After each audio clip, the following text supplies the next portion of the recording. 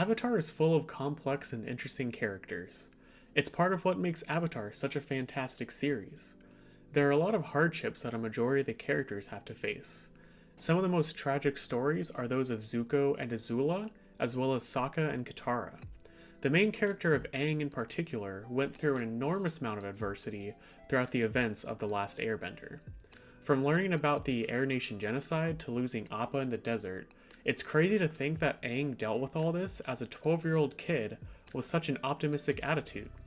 So in this video, I'm going to describe the tragic story of Aang and highlight his resilience as he navigates a world that hasn't had an avatar in 100 years. So let's start with Aang's early life.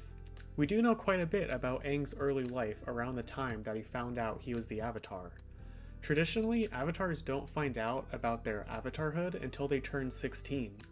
However, one of the master airbenders at the Southern Air Temple had a feeling that some type of conflict is arising and that Aang needed to know now, at the age of 12. Monk Gyatso adds to this and mysteriously says, "There are troubling signs, storm clouds are gathering." This changes everything for Aang. It must have been shocking to hear that 5 master airbenders and the rest of the world needs him right now. It was also frustrating for Aang, as at first he thinks the monks made a mistake and that they can't really know 100% for sure that some type of war is approaching. Of course, the Air Nation has some communication with the rest of the world, but they could not have anticipated the entire genocide of their nation. After the rest of the temple finds out that Aang is the Avatar, he's immediately treated differently by his friends. They reject him from playing an air scooter game because whichever team he would be on would have an unfair advantage. Aang is obviously very hurt by this, since in his eyes nothing has really changed and he's still the same kid. And it's not like the other monks were mean to him, it's just that Aang was now basically the most important person in the world and he didn't exactly fit in with the other kids. Later on, the rest of the Master Airbenders want Aang to go to the Eastern Air Temple to further his training, which of course would separate him from his mentor Gyatso. Gyatso insists that Aang needs to grow up having fun and being a regular kid, but his role as the Avatar is more important, and he's outnumbered by the other Master Airbenders. Aang overhears this and is completely distraught, and eventually led him to running away, getting consumed by the storm, and freezing himself in the ice for 100 years. Honestly, you can't really blame Aang too much for this, since all he wanted to do was grow up as a regular kid, and he never really wanted to be the Avatar. It was a title with an enormous amount of responsibility, pressure, and a long legacy of impactful leaders throughout history. Later on, Aang telling Katara that he never wanted to be the Avatar was such an impactful scene, and serves as a great starting point for his character development throughout the series. Now, moving on to when Aang gets out of the ice. So when Aang first met Katara and Sokka, of course he didn't know about the Air Nation Genocide or the 100-Year War. In Book 1, Episode 3, Aang is excited to take them to the Southern Air Temple to show them where he grew up and see the other air nomads. This is a devastating episode, as Katara and Sokka know that they can't really hide the war from him for long, and that he has to learn about the Air Nation Genocide at some point. Aang is so excited and optimistic, while Sokka and Katara share expressions of worry and sadness. They soon find out that the entire temple is abandoned, with the exception of Momo, who joins their team. Eventually, Aang finds a dozen or so Fire Nation bodies and Monk Gyatso's skeleton. With Gyatso being the closest thing Aang had to a guardian and even a father, Aang is absolutely enraged and goes into the Avatar state. At 12 years old, after coming back to the world after 100 years, the first events he goes through are meeting Zuko, who's trying to capture him, and learning about the genocide of his entire nation and culture. There's really nothing in Aang's life to lighten his situation at the moment, but luckily, Katara and Sokka serve as his new family and companions and support him the best that they can. In Book 1, we also find out that Aang blames himself for the 100-Year War. Of course, it's easy for regular people of the world to think that the Avatar abandoned them. People were familiar with how certain people like the Avatar's companions or sages search for the new Avatar, but the world has never been without one for 100 years. This point is really well made in Book 1, Episode 12, The Storm. Aang, Katara, and Sokka encounter pretty rude fishermen as Sokka is trying to find some work in a local village. They mention Aang is the Avatar and he is here to help, but the fisherman is enraged, saying that the world needed an Avatar for 100 years. This really gets to Aang, and eventually leads him to hide in a cave for a bit. Katara eventually finds him, and Aang tells her the story of how he ran away.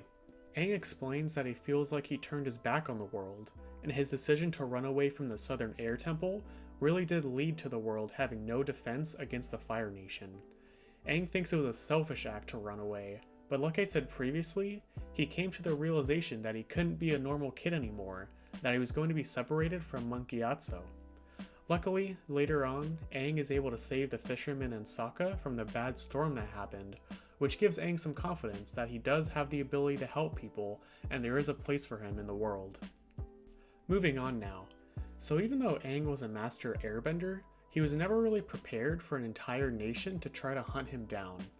In a time where the Fire Nation is trying to conquer the rest of the world, several high-ranking people wanted the Avatar dead and gone for good. They knew how powerful the Avatar can be, so it was an extremely high priority for the Fire Nation in their quest for domination. People like Zuko, Admiral Zhao, Azula, and Ozai were some of the most formidable people that were hunting him all throughout the series. Azula nearly killed him after striking him with lightning. It was only the healing powers of the spiritual water from Katara that saved him. Being hunted was tough for Aang for obvious reasons, but what's interesting is that Aang did his best not to actually kill the people that were hunting him. It would be completely against the culture of the air nomads to go out and intentionally hurt and kill other people. Aang had to navigate being involved in a war and having an immense amount of power, but also keeping his virtues and culture with him and maintain his identity as an air nomad. This is a theme that stays with Aang throughout the entire series and is exemplified in the finale.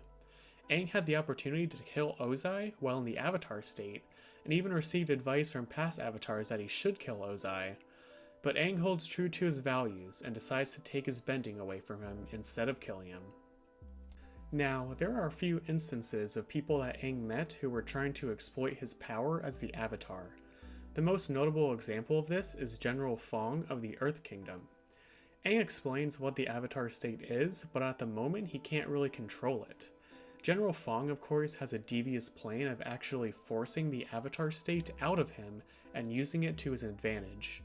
In a crazy move, Fong orders several Earthbenders to attack him and see what will trigger him to go into the Avatar state. Fong eventually gets Katara and threatens to submerge her on the Earth. Aang begs him to stop, but Fong doesn't and completely puts her underground. Aang is furious and is forced into the Avatar state by this, and demolishes the buildings around them. This episode had so much emotional weight to it. After losing so much, Aang couldn't lose the only family he had left of Katara and Sokka, and has to go into a state where he's not in control and can basically destroy anything in his way. I'm surprised that we actually didn't see more corrupt officials try and do this throughout the series, as we know the world was desperate to try and combat the Fire Nation and end the war. So next up, perhaps one of Aang's saddest and most tragic moments was when he lost Appa. Of course, we know that Toph couldn't save Appa because she had to keep the Wang Shi Tong library from sinking into the ground with everyone in it. The story arc of finding and rescuing Appa is probably where we see Aang at his lowest point and his angriest point. Appa was more than just a companion or a mode of transportation to Aang. Aang loved Appa and he literally represented the last piece of his identity back before he went into the ice. Luckily, Aang found Momo so he had another companion, but it was clear that Aang was going to do whatever was necessary to save Appa. While navigating the desert, Aang gets frustrated with everyone around him as they are struggling to survive. Aang knows that he can't really blame Toph for not saving Appa, but Aang is just so incredibly upset and he has nowhere to direct his anger.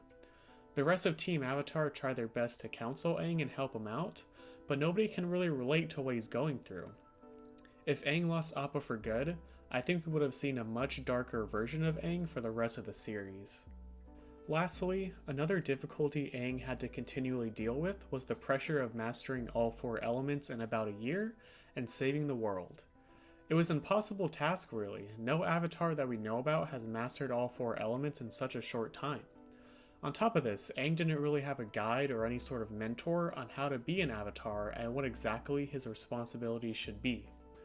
It wasn't until he communicated with the spirit of Roku that he finally had some sort of understanding of what he was supposed to do, which again was basically an impossible task of ending the 100-year war before Zozen's comet came back. With the Fire Nation hunting him down and always having to be mindful to keep himself hidden out in the open, Aang didn't really have a ton of time to actually formally train with bending masters. Finding bending masters was difficult enough, as people like Pakku, Bumi, and Jongjong had opportunities to train Aang, but the training didn't really work out for a variety of reasons. Not to mention that Aang had to travel the entire world attempting to find these people, wasting valuable time. As a 12-year-old kid, Aang had to become a master bender, leader, diplomat, spiritual bridge, and basically the person to end the 100-year war. We see the stress of Aang's situation weigh on him throughout the course of the series, and in what seems like a miracle, the members of Team Avatar came together and they were able to stop Ozai at the end of the series, end the war, and restore balance. So that's pretty much it for Aang's journey throughout Avatar. I love Aang, and his character was so compelling and so well done. He really did experience an enormous amount of tragedy, loss, pain, and sadness, but what's amazing is that he stuck to his optimistic attitude and cultural values as he navigated these hardships. What's your favorite moment of Aang in Avatar? Are there any other forms of adversity Aang experienced that I missed? Let me know, and thanks so much for watching.